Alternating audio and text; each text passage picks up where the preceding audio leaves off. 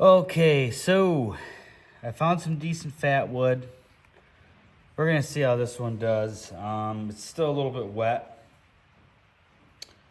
but I tried to trim off a bunch of little chunks. Now I'm just kind of putting like some little feathers on there.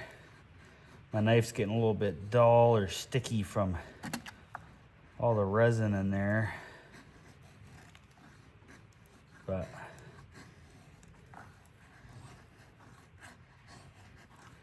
I'm hoping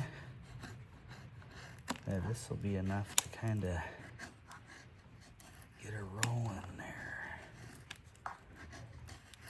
I'm going to attempt to just use the ferro rod, nothing else on this here, because usually fat wood wants to take right off on you. Almost like you're putting a torch to a candle, but this is that new striker that I got. I've used it a couple times and other stuff so far just to try it out. I've just never gotten one with that thick of a black coating on it before. So I was kind of skeptical, so I really went out and kind of beat the piss out of it a little bit. And wanted to make sure it threw a spark, and it damn well does. So. All right, let's see here. So the biggest thing to this, what I try to do anyways, is keep everything as stiff as possible. You obviously can't use the full length of your ferro rod, but you can use a good 4 inches or so.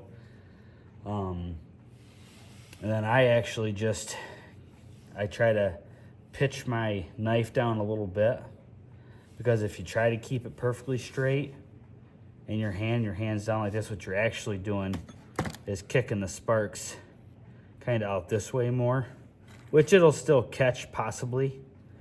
But if you just keep it kneeled in just a little bit and then just use your rod to actually strike with or against your striker, then it kind of kicks everything right down into your pile.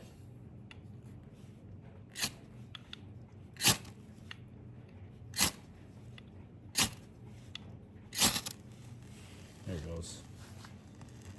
So that's what fat wood's like. So you're out in the woods and you find yourself pretty much any sort of elm tree or any type of fir tree in general. As long as you want it to be like halfway dead, find all the low hanging branches that you can. And then just use that to make your fat wood with. As soon as you cut into it, you'll see it. The stuff I had in the last video, that was pretty good fat wood too, but I couldn't get a nice big pile like that going, so it wasn't really catching. So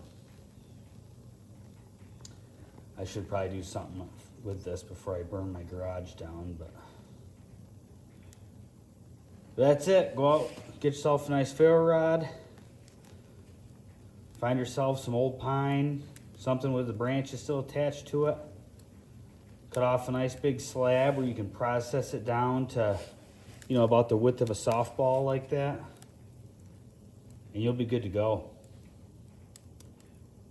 Now, I can that'll burn long enough there, I can run around and try to find extra tinder to throw on there and whatnot, but I'm not really trying to just have a fire in a cardboard box in my garage, so I'm gonna go ahead and stomp this out, and we will see you guys on the next one.